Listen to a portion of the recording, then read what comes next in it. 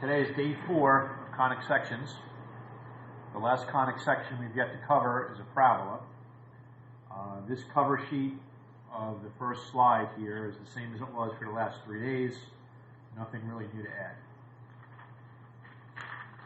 Before we dive into parabolas as a conic section, do a quick recap of what do we know about parabolas, treating them as a second-degree polynomial. Well, you dealt with them in Algebra 2 in 3 different forms. This one is typically known as standard form, sometimes polynomial form. Some books call this standard form. A more common term would be vertex form, and this one is referred to as either factored form or intercept form.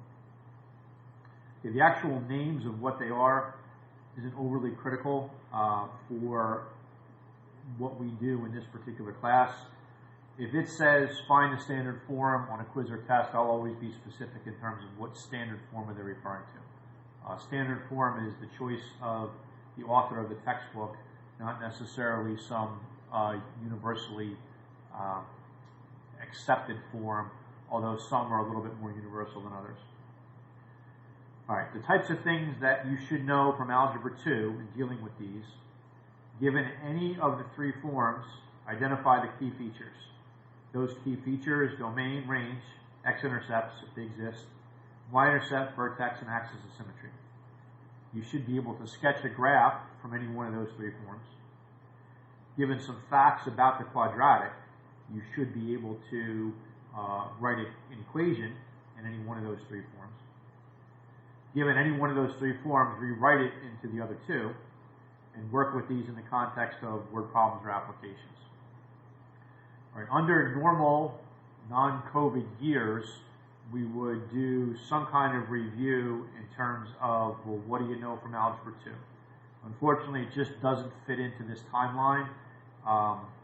These are things that you should know how to do.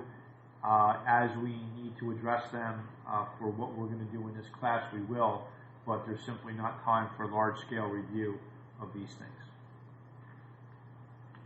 All right, now in contrast, this is how we're going to treat a parabola as part of the family of conic sections. One of the things that have been mentioned for each of the 3 prior days, all 4 conic sections can be defined in terms of some type of distance. A parabola is the set of all points x and y in a plane that are equidistant from a fixed line, a directrix, and a fixed point of focus. So what happens here, if we look at the traditional parabola that opens up, in here there's going to be a focus, down here there's going to be a directrix. Every point that you pick on that parabola, the distance from here is the same as the distance to there. I didn't draw that very well to scale, but that is the distance that they're talking about. Well, we know from Algebra 2 that parabolas could open up or parabolas could open down. If they open down, then the focus will be in here inside the curve and the directrix will be out here. Something new that you probably didn't see in Algebra 2 is that parabolas can open left or they can open right. So if it opens to the right, the focus is in here and the directrix is out there. If it opens to the left, the focus is in here and the directrix is out there. We are going to be using the standard form as defined by your textbook for parabolas as conic sections. For a parabola that opens up or down, it's going to be x minus h quantity squared is equal to 4p y minus k. hk is going to be the vertex. If this term is positive, it's going to open up. If this term is negative, it's going to open down. Okay, for the left-right parabolas, we're going to be using y minus k quantity squared is equal to 4p x minus h. If this 4p term is positive, it opens to the right. If it's negative, it opens to the left. Okay, what p is going to represent, and we're going to think about this in terms of an absolute value, is the distance from the vertex to the focus, which is the same distance from the vertex to the directrix. So that distance we're going to travel is going to come from that term right in front. Okay, we're not doing a whole lot with connecting the old to the new due to the time constraints of this particular school year and the material that was covered in Algebra 2 that was different from most years last year. These two groups of things work off of the equations that you're familiar with from Algebra 2, and you would have been familiar with those under normal circumstances, and connects in that 4p term. Okay, we're not really going to be doing much, if anything, with this. This is going to be a not emphasized this year.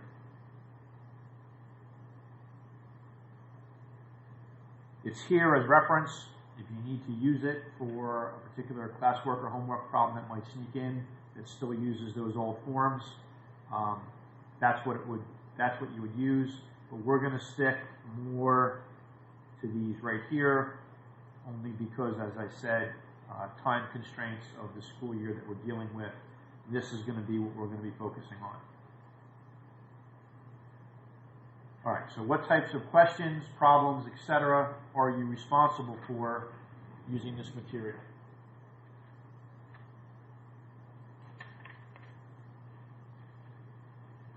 Hang on 1 second. I lost notes I wanted to look at while I explain this.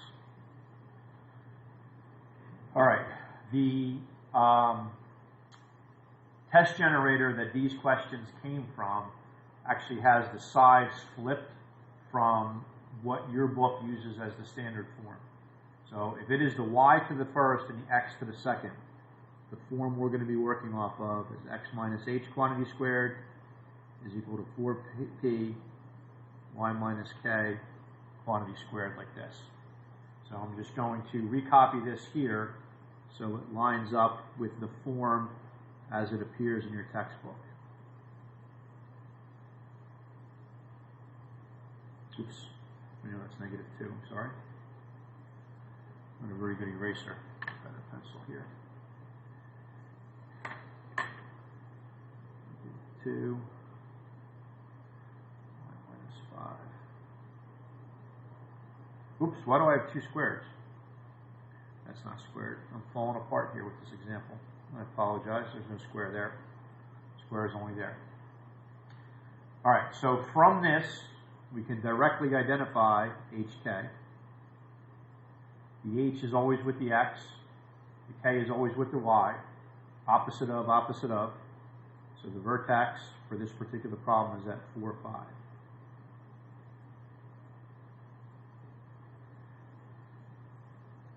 All right, now if it is the Y that's to the first and the X that's to the second power, that tells us that this opens either up or down. If this term here is negative, we know it opens down. So the orientation is the focus has to be in here and the directrix has to be there. So the next thing we're going to work on is, well, how far do we have to travel to get from there to there, which is the same how far do you have to travel to get from there to there. Okay, for this particular problem, 4p is equal to -2. So p is -2/4, where p is equal to -1/2. We don't really care about the sign. We're concerned with the absolute value of p is +1/2. So that tells us it's a half a space up to get to the directrix, a half a space down to get to the focus. So the directrix is a half a space above the vertex. Focus is a half a space down. The parabola opens down like this.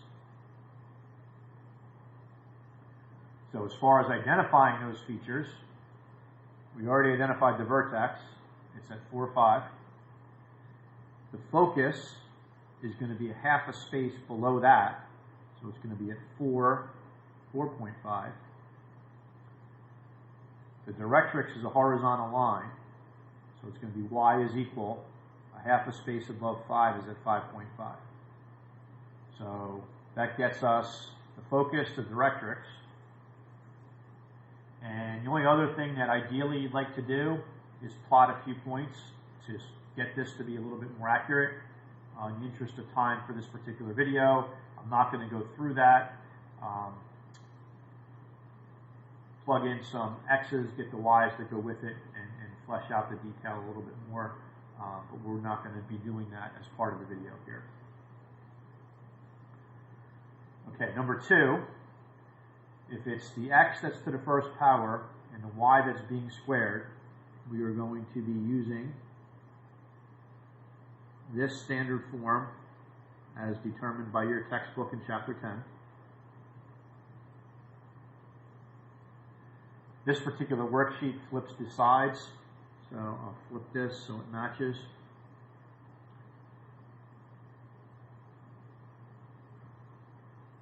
And now we can easily identify the key things we need to know. So this tells us the vertex is at -6, -1. Opposite of, the h is always with the x, the k is always with the y. If it is the x to the first and it's the y to the second, we know it either opens left or right. With a positive 4p term, we know it opens to the right. So we know that the focus is in here and the directrix is out here. So we need to see how far we travel there, how far we travel there. That's the absolute value of p. So 4p equals 4 for this particular problem. So p is 1. So we're one space to the right in order to get the vertex, one space to the left in order to get, one space to the right of the vertex to get the focus, one space to the left to get the directrix. So the vertex is at 6, -1. One space over is going to be the focus, one space in the other directrix, in the other direction is the directrix, and it's going to be opening like this. So identifying them for the purposes of following the instructions, the focus is at -5, -1, and the directrix is a vertical line, so it's x equals, and it's at -7. So there's the vertex, there's the focus, there's the directrix, the beginning of a rough sketch. The only other thing we probably want to do, if you wanted a little bit more accuracy, or the problem dictated more accuracy, is plot a couple points. In this case, probably easier to guess some y's and find the x's that go with them. All right, so there is one set of problems or examples that you're responsible for treating a parabola as a conic section. Being comfortable with this new standard form you probably haven't seen before. From these equations, identifying key features such as vertex, focus, directrix, and getting a rough sketch of the graph.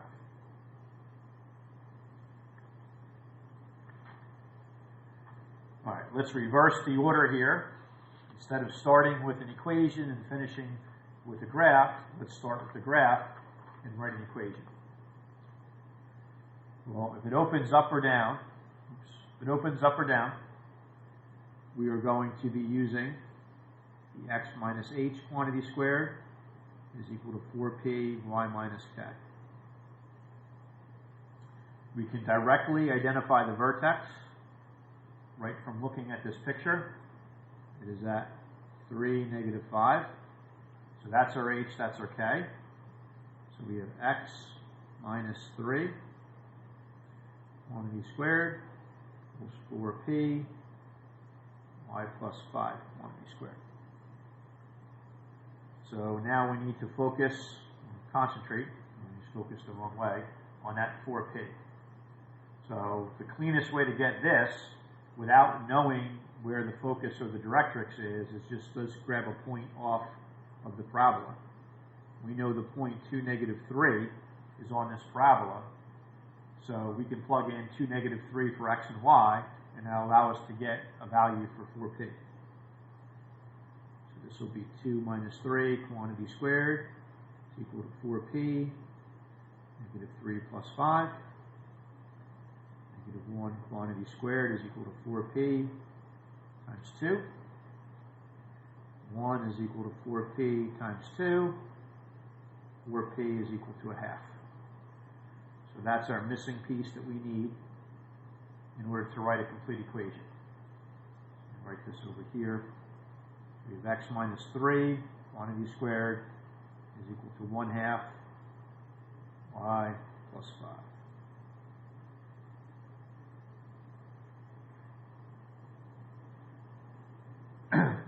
Now, for the purposes of this question, the only thing they're asking us for is a standard form equation of the parabola. We're done. If we did want more information, like where is its focus, where is its directrix, we'd have to actually figure out what P is. So P would be 1/8. So 1/8 of a space up would get us to the focus. 1/8 of a space down would get us to the directrix. They're not asking us for that, so we're not going to pursue that in terms of adding any more to the plate than we already have. All right, number 4 on the same slide here. This one opens either left or right.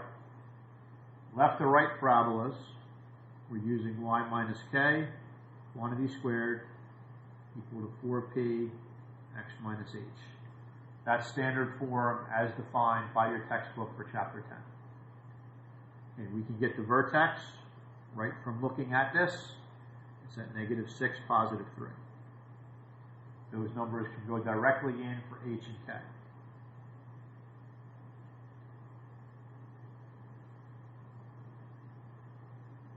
And the h is always with the x, the k is always with the y. Now what we need to do to get a complete equation is get a value for the 4p. So we have to pick some point that we know is on the parabola. I'd say that one's looking pretty solid right there. That's at -7, +2. Plug that point in.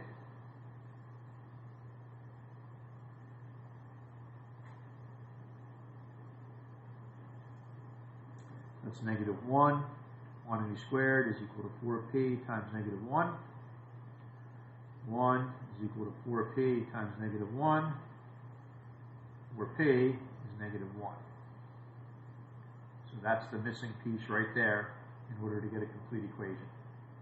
So our final answer is y minus 3, quantity squared, equal to -1, x plus 6. Okay, one thing that should make sense here, if it is a parabola that's opening to the left, we expect that term to be negative, and it is. All right, just as a quick what if they asked us for the focus? What if they asked us for the directrix? P would be -1/4. We don't really care about the negative for the purposes of this question. What we care about is the absolute value is 1/4. So 1/4 of the space to the left will get us to the focus. 1/4 of the space to the right would get us to the directrix.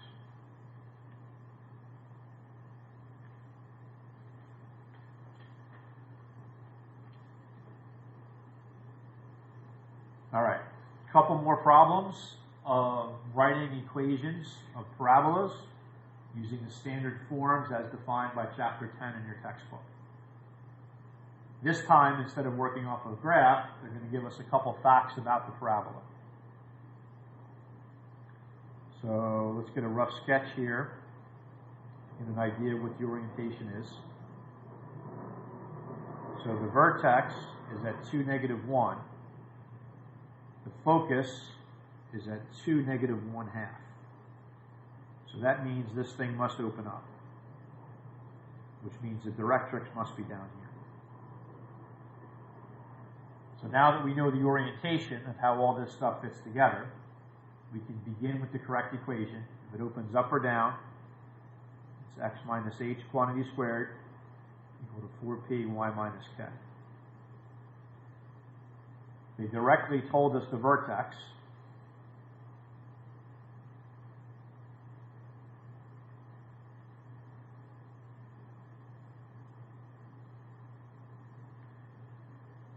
Now we need to flesh out that 4p term. We know the distance from the vertex to the focus, which is the same distance as the vertex to the directrix, is 1/2 of a space. So p, with the absolute value of p, is 1/2. So 1/2 times 4 makes that 2. And And then the last thing we need to decide, do we want that to be a positive 2 or negative 2? If it opens up, it's going to be a positive. If it was down, it would be a negative. Since it's a positive, we want a positive 2. And that wraps up that question.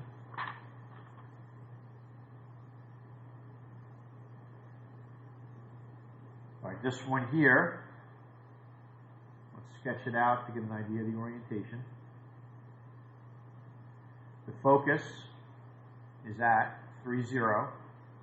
The directrix is x is equal to 1. So that means that the vertex must be halfway between the directrix and the focus, because of the fact that distance has to be the same as that distance. So we know that this opens to the right. So once we decide which way it opens, that tells us which equation we need to begin with.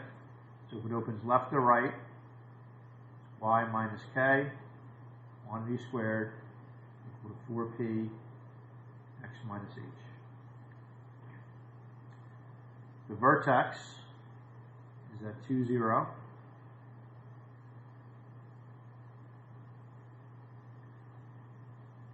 That's our h, that's our k.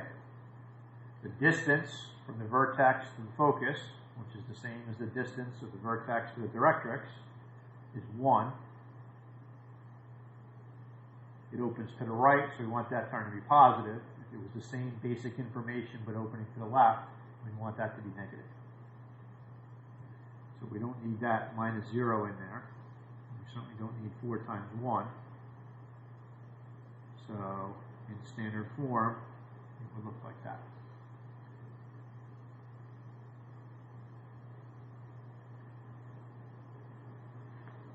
All right, last skill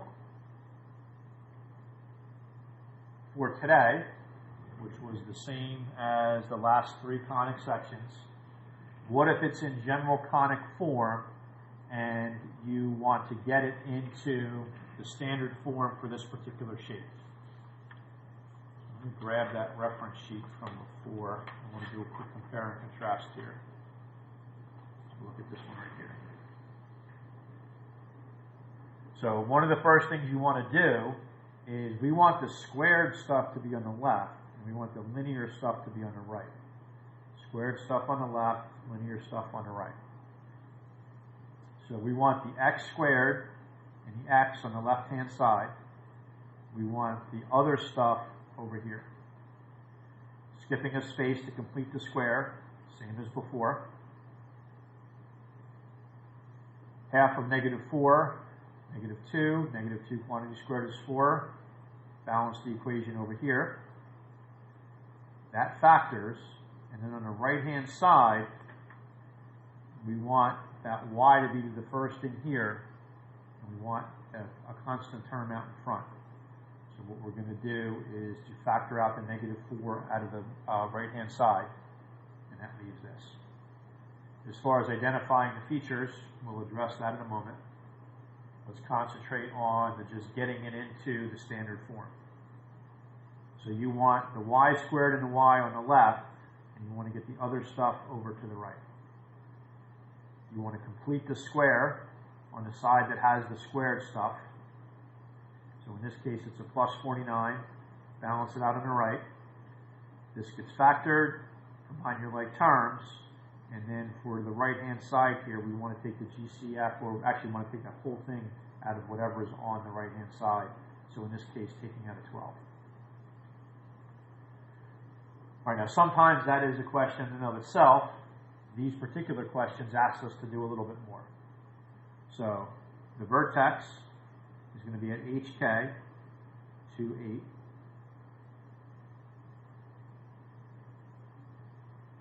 So 2, 8 is up here somewhere. It's a y to the first, x to the second, with a negative turn here, so we know it opens down. This is 4p, so the absolute value of p is 1, so it's 1 space down. So we're at 2, 7 to get to the focus. And the directrix will be 1 space up. Now y is equal to 3.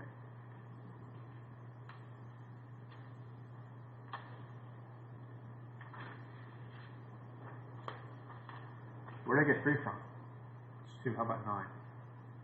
I apologize for that. At 9 over here. Don't know what I was thinking.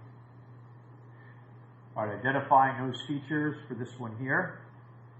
The vertex, HK, -9, -7. So let's get a sketch of what we're looking at here. So -9, -7, we're like down here somewhere. This is an x to the first, y to the second with a -4p term. So we know it's opening to the left. The absolute value of p is going to be 3. So we're 3 spaces to the left in order to get the focus. So that puts us at -12, -7 for the focus. Should have labeled that, focus. Focus, and then we're 3 spaces to the right in order to get the directrix. So we're at x is equal, 3 spaces to the right of that will be a -6. And that is it for parabolas, treating them as a family, a part of the family of conic sections.